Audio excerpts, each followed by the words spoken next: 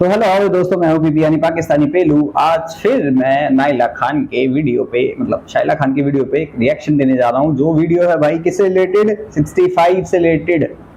कि जो इनके कर्नल जनरल ने कहा कि इंडिया ने रात के चोरी छुपे हम पे हमला करा, टैंक छोड़ के भाग गए। आज तक तो हमें इंडिया के टैंक पाकिस्तान में कहीं दिखे नहीं, लेकिन पाकिस्तानियों के टैंक इंडिया में जरूर दिखे हैं। एक नहीं, बहुत सारे दिखे हैं और सब पे उल्टे झंडे करके लगाए हुए हमने। लेकिन ये आज तक ये दिखा भी नहीं पाए, बस बड़ी बड़ी बातें हाँक लेते हैं और अपनी पब्लिक का सी काट देते, चू बना देते हैं 2 मिनट में। और ये चू बन भी जाते हैं क्योंकि अफजल कौम है ना, इनके अंदर जज्बा है, गजवाएं हिंद करनी है। चलो शुरू करते हैं वीडियो, देखते हैं इन जाहिलों की हालत किस लेवल तक जाती है। शुरू करते हैं बिना किसी देरी के, चलते हैं पाकिस्तान। अगर हम ना जीते होते तो हमारे पास कश्मीर जुनसा है, हमारे पास ना होता पूरा। कश्मीर क्या 1965 में जीते थे? जी सर वो तो 1948 की वॉर थी। नहीं, 1948 में नहीं जीते। पाक फौज ने जब कब्जा किया था तब वो 1948 था। वो 1948 था। अच्छा, बहरहाल लेकिन ये था कि एक दफ़ा हमें अपनी पावर दिखाने का मौका मिल गया इसमें। हाँ, वो हिस्ट्री तो कह रही बड़ी मुश्किल से जान छुड़ाई थी, हारे थे 1965। नहीं बिल्कुल भी नहीं हारे थे। आपने कहाँ से पढ़ा हम जीते हैं? नहीं, हम तो पढ़ते। मान लिया ठीक है, जो आप कह रहे हैं सही है, कहाँ से पढ़ा था? वैसे तो हम किताबों में तो यही पढ़ते आ रहे हैं। मुतालिया पाकिस्तान। जी। फिर तो आप बहुत ऑनेस्ट स्टूडेंट है। जो चैप्टर आपने पढ़े बिल्कुल ठीक पढ़े। आपको क्या लगता है कि चले वो तो आपने जो पढ़ा मैं उसको काउंटर इस वजह से करूंगी क्योंकि वो आधा सच है जो आपने पढ़ा, और आधा सच आप घर जाके जरूर पढ़ना। 1965 में बहुत से आर्टिकल्स देखिएगा, ठीक है। अब मुझे ये बताएं कि इंडिया और पाकिस्तान को जंगे करने की जरूरत क्या थी जब 1947 में कायदे आजम तो मुल्क बना चुके, तो बार बार इंडिया से जंग करने का मकसद क्या था? देखिए, ये जुनसे हैं हमारे दिफाई इदारे इस चीज़ को बेहतर जानते हैं कि क्या करना चाहिए था या क्या नहीं करना चाहिए था। अच्छा, they know better. We should not take part. छुट्टी मनानी चाहिए है ना? अगर मिल जाती तो छुट्टी मनानी चाहिए, क्यों नहीं मनानी चाहिए। याद आ गया तो जब भी बचपन में ये जंगों के बारे में सुनते थे ना, इतना वलवला जो है ना आता था। कहता था यार हम भी चलें, जंग करने चलें, बिल्कुल चलें। तो अब मतलब जब गाड़ी भी चलती नजर आती थी ना किसी फौजी की, कोई यकीन करें हम सलूट मारते थे, बड़ी खुशी होती थी, बेइंतहा खुशी होती थी। लेकिन आज क्या है, आज कुछ मामला कुछ अजीब सा है। लोग मुतनफ़र हो चुके हैं, मतलब बदकिस्मती से, मैं इसको बदकिस्मती कहूँगा क्योंकि हमें अपनी पाक आर्मी से बहुत मोहब्बत है, बहुत प्यार है, यकीन करें बहुत प्यार है। हम हैं, बिल्कुल। लेकिन मैं एक बात कर रहा हूँ कि कुछ ऐसे हालात हो चुके हैं या उसको बना दिया गया है कि आज एक बच्चा भी जो है ना, बच्चा बड़ा बुरा, मतलब वो हमारी एस्टेब्लिशमेंट को बुरा भला कह रहा है। मतलब मुझे कितनी बदकिस्मती की बात है कि कोई इसको हम अफसोस कर सकते हैं। इस पे हम फख्र नहीं कर रहे, इस पे हम अफसोस कर रहे हैं। हाँ, तो ये 1965 का सच क्या है? हम वाकई जीते थे? नहीं, बिल्कुल हम 1965 में अल्हम्दुलिल्लाह जीते थे, कोई शक नहीं है।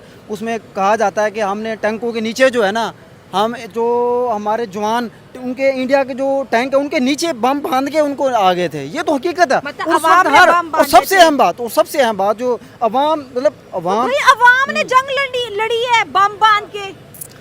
अवाम वही जवान, चलो वही लगा ले, अवाम लगा ले, मैं वही बता रहा हूँ। अवाम ने तो यही नहीं पता अवाम थी, आर्मी थी, था कौन। उस टाइम पे कहते हैं यूएस के दिए हुए टैंक थे इनके पास, उसके बाद भी इन लोगों का कुछ नहीं हुआ। एक वीर अब्दुल हामिद थे, उन टैंकों के परखच्चे उड़ा दिए थे उन्होंने, और लास्ट में ले भी थे टैंक इनके, और ये छोड़ के भागे थे अपनी गाड़ियां, टैंक वैंक सब जान बचा के। इंडियन आर्मी कहाँ पहुंच गई थी? लाहौर में। कब्जा कर लेते उस टाइम भी हम, लेकिन वापिस आ गए। शराफत थी इस टाइम पे। इनके टैंकों पे ना उल्टे झंडे लगे हुए हैं, कोई जाके कभी भी चेक कर सकता है, पूरा खुला पड़ा है, कोई भी टूरिस्ट जा सकता है। वीडियो मिलेगी, लगा भी दूंगा मैं।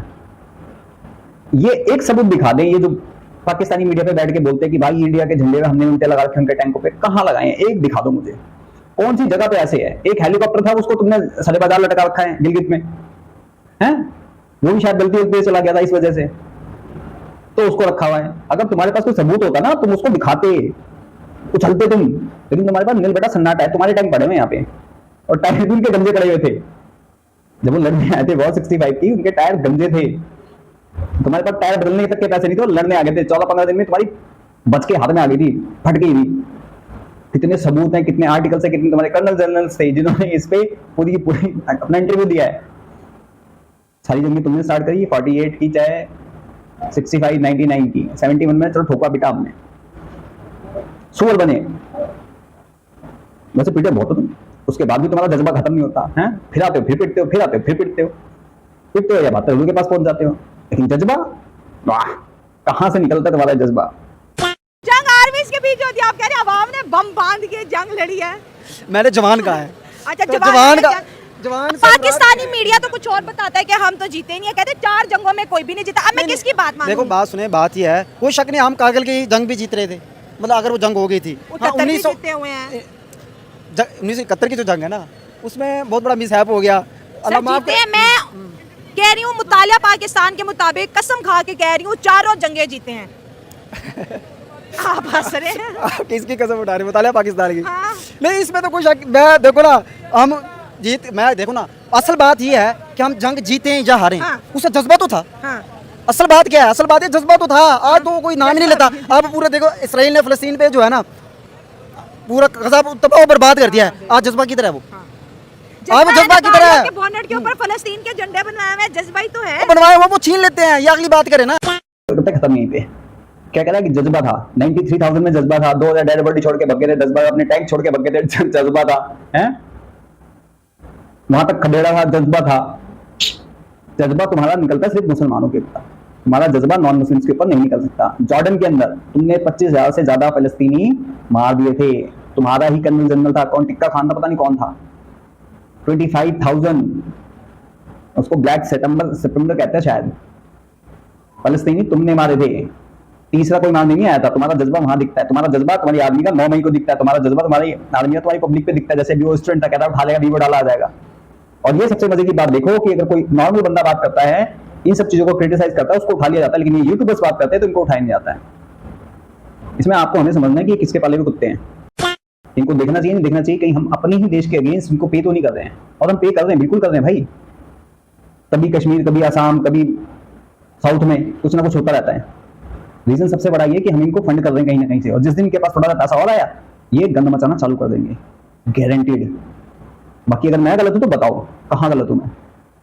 ये कहते हैं प्यार प्रेम, जब यहाँ पे ब्लास्ट होती थी ना इंडिया के अंदर, ये लोग मिठाइयां बांटते, भंगड़े पाते थे वहां पे, तो इनसे प्यार तो कभी नहीं हो सकता, मेरे जैसे बंदे को तो कभी नहीं हो सकता। मैं पसंद इनको, मैं नफरत करता हूं लोगों से।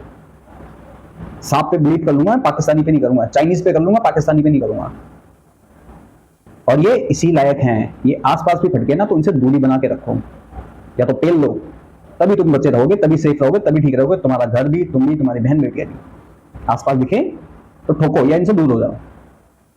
इनको पेलते रहो तो ये काबू में रहते हैं। जिस दिन तुमने पेलना छोड़ दिया, इनको हवा मिल गई थोड़ी सी ना, तो ये तुम्हें खाने के लगेंगे फिर। बाकी अगर मैं गलत हूं कमेंट सेक्शन में जरूर बताओ। मैं बाकी भी चलता हूं, मिलता हूं आपको किसी और वीडियो में। तब तक के लिए जय हिंद, जय भारत।